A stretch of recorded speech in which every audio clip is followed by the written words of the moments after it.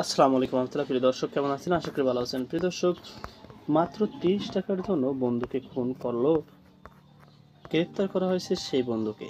দেখতে পাচ্ছেন প্রিয় দর্শক, মাত্র 30 টাকা নিয়ে দ্বন্দ্বের জেরে রাজধানীর মতিঝিল হত্যাকাণ্ডের ঘটনায় রুজুকৃত মামলায় একমাত্র এজাহার নামে আসামি রাকিব, যার বয়স 19 বছরকে গ্রেপ্তার করেছে মতিঝিল থানার পুলিশ। গতকাল মঙ্গলবার রাত আনুমানিক 1টা 20 মিনিটে মতিঝিল থানাধীন মতিঝিল আইডিয়াল স্কুলের পাশে পীর জঙ্গি মাজার এলাকা হতে তাকে গ্রেপ্তার করা হয়। মতিঝিল থানা সূত্রে জানায়, ভিকটিম মোহাম্মদ মমিন ও রাকিব 19 বছর বয়স, যাদের দুই বন্ধু। রাকিব পরিচ্ছন্নতা কর্মী ও মমিন একটি দোকানে কর্মচারী। গত 12 মে 2025 খ্রিস্টাব্দের সন্ধ্যায় রাকিব ও মমিন ও আরেক বন্ধু আলামিন মিলে এজিবি কলোনি ও আল হেলাল জোনের আম গাছ থেকে আম পাড়ে এজিবি কলোনি কাঁচা বাজারে 390 টাকায় বিক্রি করে। 3 ভাগের 1 ভাগ 130 টাকা আলামিনকে দিলে আলামিন চলে যায়। অবশিষ্ট 200 টাকার মধ্যে থেকে রাকিব 80 টাকা খরচ করে ফেলে। একই তারিখে রাত অনুমান করা হয় 9টায় মতিঝিল পোস্টাল অফিসার্স কলোনির সামনে রাস্তার উপর ময়লা ডাস্টবিনের পাশে রাকিব ভিকটিম মমিনকে আম বিক্রির 100 টাকা প্রদান করে।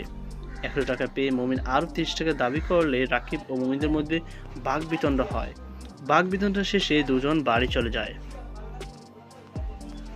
পরবর্তীতে 13ই মে সকাল আনুমানিক 10টার দিকে মতিঝিল পোস্টাল অফিসার কোয়ার্টারের সামনে ময়লায় ডাস্টবিনের পাশে দুজন দেখা হলে আবারও তাদের মধ্যে ওই টাকা নিয়ে তর্ক হয়। তর্কের এক পর্যায়ে রাকিব মমিনকে থাপ্পড় দেয়।